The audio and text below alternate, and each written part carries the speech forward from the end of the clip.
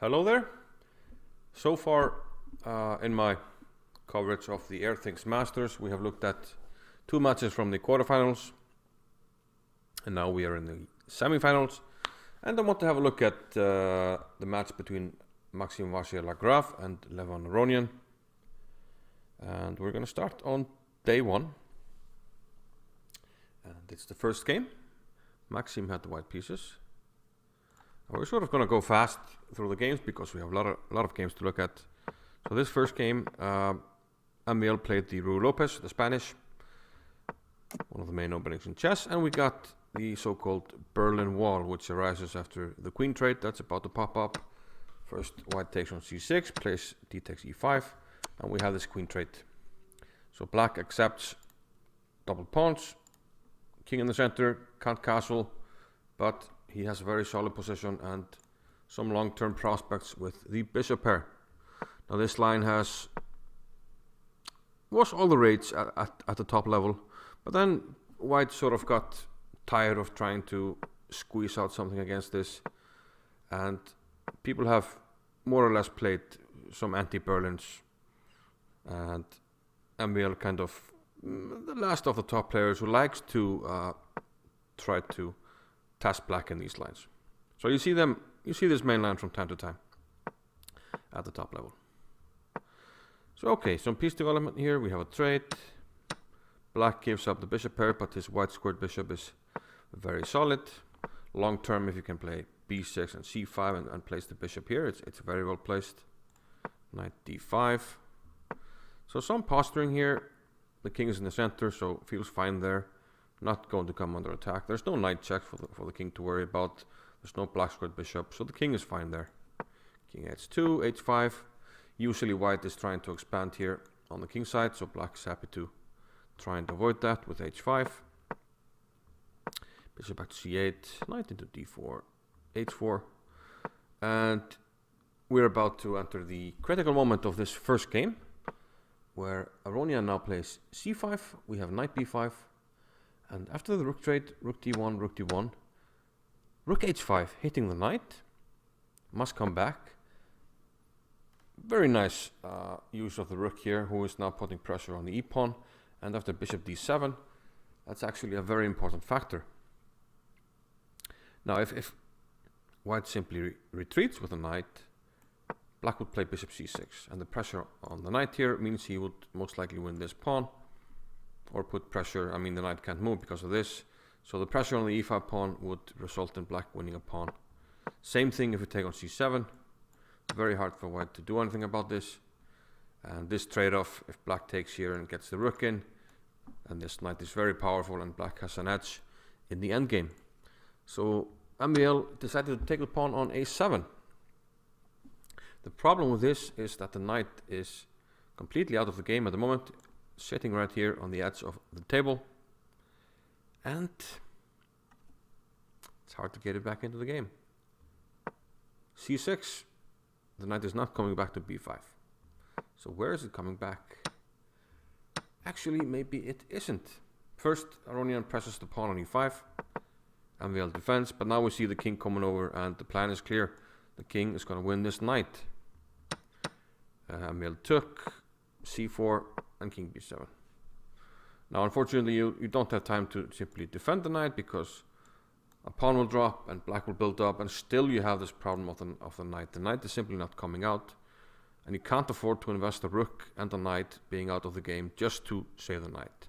So rook d1, bishop f5, and Aronian now wins the piece because MVL decides to give up the knight and get a pawn for it. But it's simply not enough, and we're going to go fast through the moves here. Black should be winning, he's up a piece. Just needs to take a little care. Eventually we have some trade-offs. E-pawn for the h-pawn, for the f-pawn and g-pawn, and then finally black will round off the c-pawn. And they should be completely winning. Jack, and the knight comes in, another trade. And because black has a remaining pawn, he's winning. So he pushes the pawn, and now he just has to find the best way to put pressure on the pawn on g2. King comes in. Eventually, he's threatening the pawn, king goes back, f4, and now he's ready. King e3, king backs off, check, and now king e5. And after the final check, rook a5, the bishop can interpose, and still we have the pressure on d2. Sorry, on g2. And from there, the f-pawn will simply queen, so MVL resigned. So early advantage to Levon Aronian on day 1. And now we're going to switch over to a game where Levon had the white pieces. This was actually the second game. And we are going to go... Well, let's quickly go over the opening. Aronian with the white. Played some, kind of an anti-Grunfeld here with knight c3. Kind of Yobava London system. Reverse Chigrin. And knight comes back. Okay, we have simple development by white here, and then he breaks in the center with e4. Black counterattacks in the center. White closes the center. And the interesting moment comes around these parts. Knight b5, f6. There was a trade on d4. And now MVL took on f2. The point, of course, if king takes, f takes e5 check, and then the knight drops. If the knight comes back, there's e4. And black is doing great. So queen e2 was actually played here by Aronian. And the knight retreated.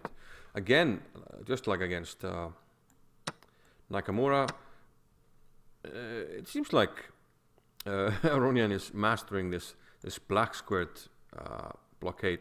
If black were to take here, you would see this masterful black squared blockade.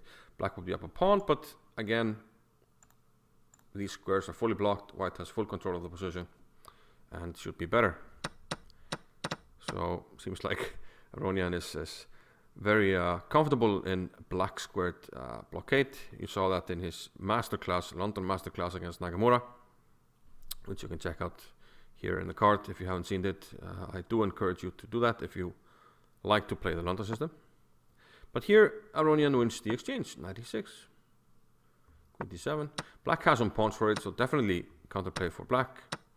And MVL is well known for sacrificing a piece or a pawn or two, exchange or two, and in exchange for active play, and that's what's happening here.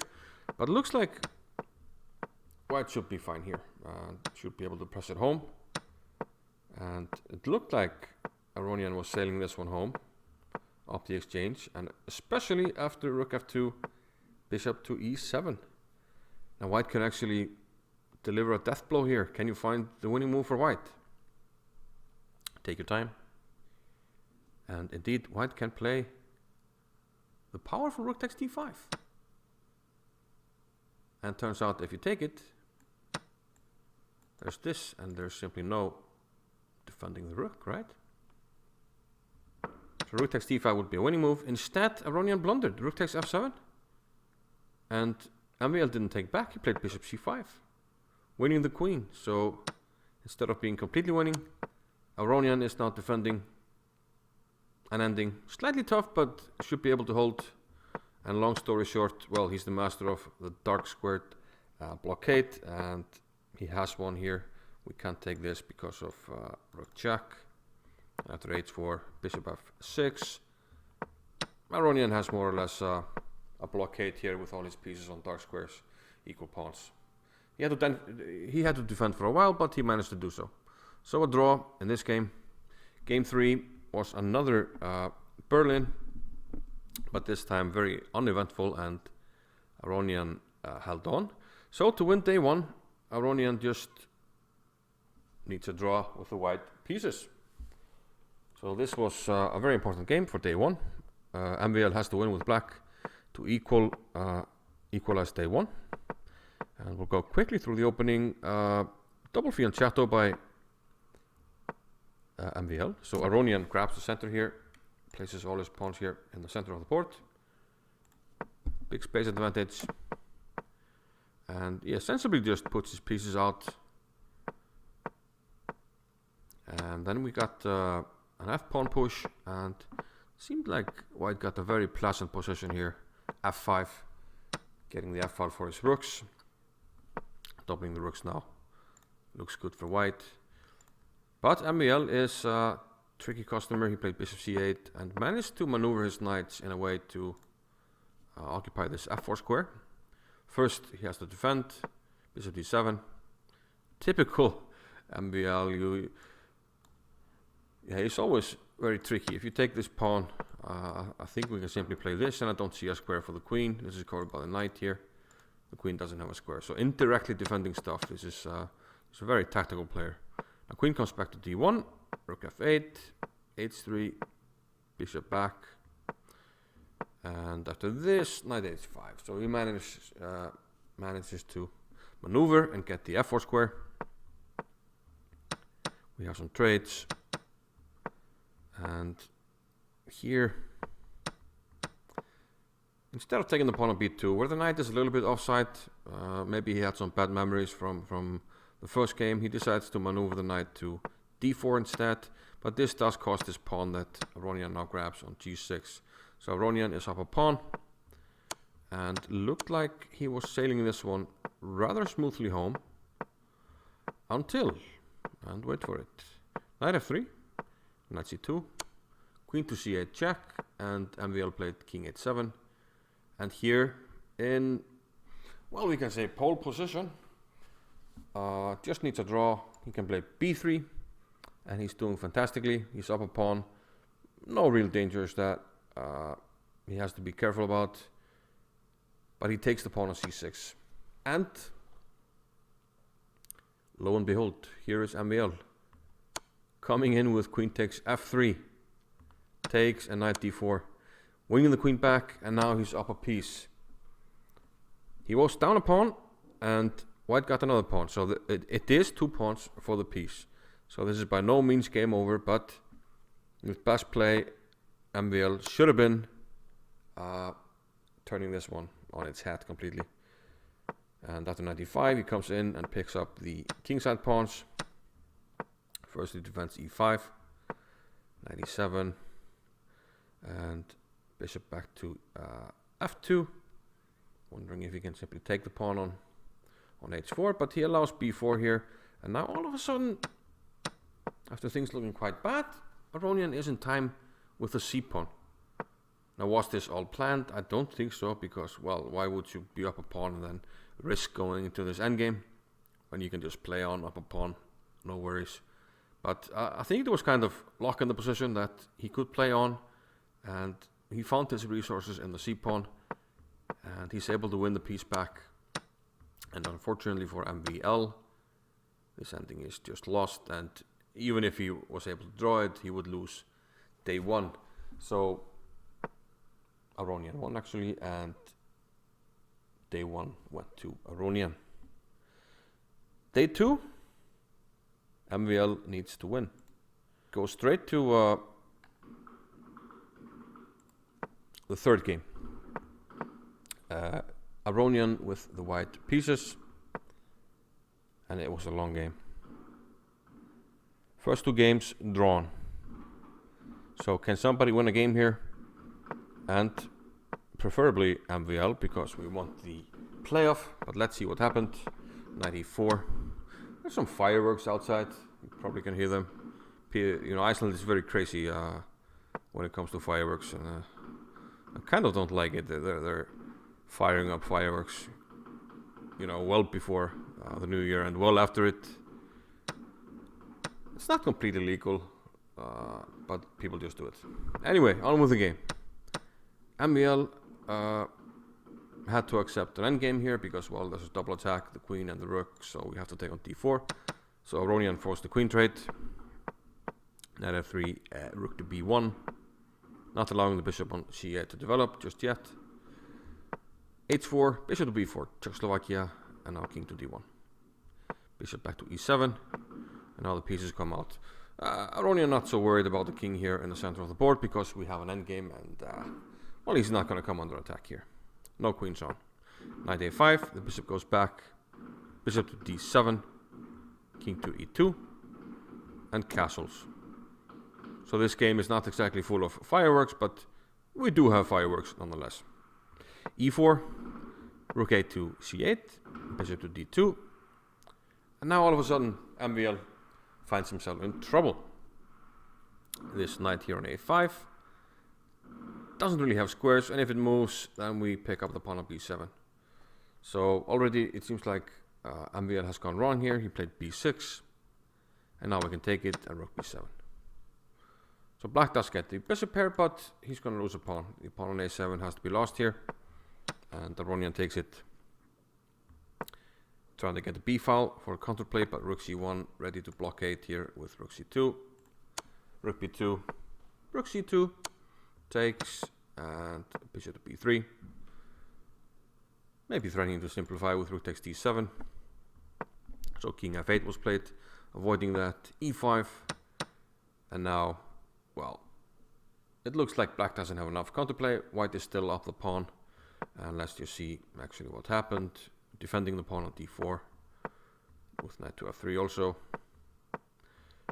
and eventually the knight comes in here, and the rook trade means that, well, black doesn't have a lot of chances here, and too many pawn weaknesses for black. Knight to e5, hitting this pawn now. Bishop c1, g5. He defends the pawn tactically, but this is also very weak. And after f4, yeah, notice that you obviously can't take it because knight g6 picks up the knight.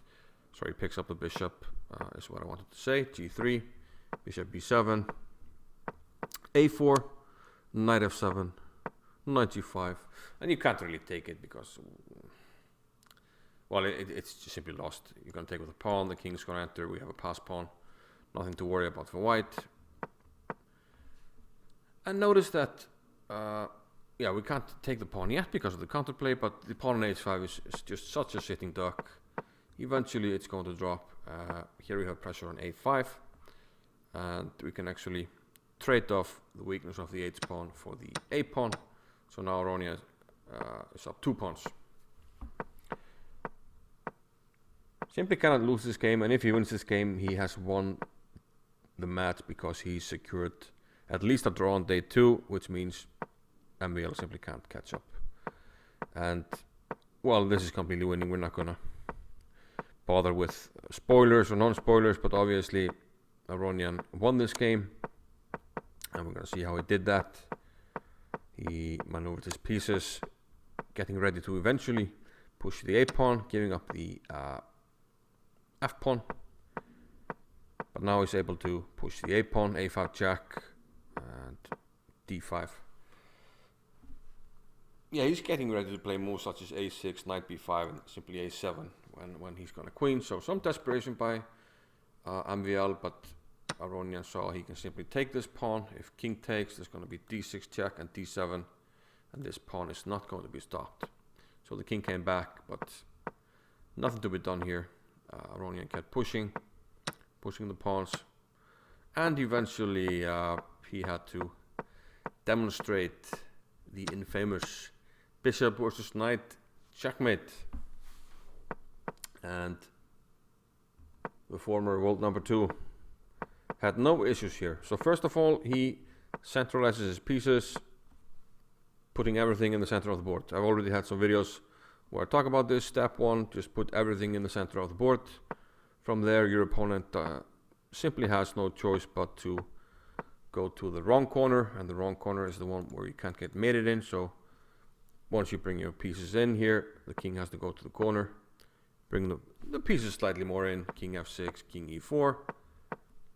King comes forward now. He has to go to the corner. He doesn't want to go to towards the correct corner. This one. King g7. And now everything is more or less in place after king h8. Aronian starts the setting up for the W maneuver. So this knight will travel through this circuit right here, making a W. And Aronian, of course, has this well under control, covering this square. Next, we make a waiting move with the bishop. Bishop h7, picking up this square. We just covered this one. King has to run, and now we do the W maneuver, knight to e5. The king comes over. We continue the W maneuver, and actually MVL had seen enough since, yeah, this is kind of the only way to mess it up. If you panic and think the black king is getting out, which it isn't. But if you know this, you got things under control. If the king runs, there's bishop back here, covering all the squares, and eventually we settle back in. Okay, let's see, a move like this. Eventually, black will have nothing better than to go back to the back rank and tries to run here. We get a position similar to what we just had when the bishops covered this and this, and now we're covering instead this one and this one. So we shifted the position 2 rows to the left, and we're going to shift it again, and then we're going to mate. So MVL didn't need to see more, and he resigned. So Aronian won the match. Very well done indeed by Levon Aronian, who now moves into the final, and he's looking in tip-top form, except for that miss rook takes d5. He's been playing very well and should be doing well in the final, but we'll have to wait and see.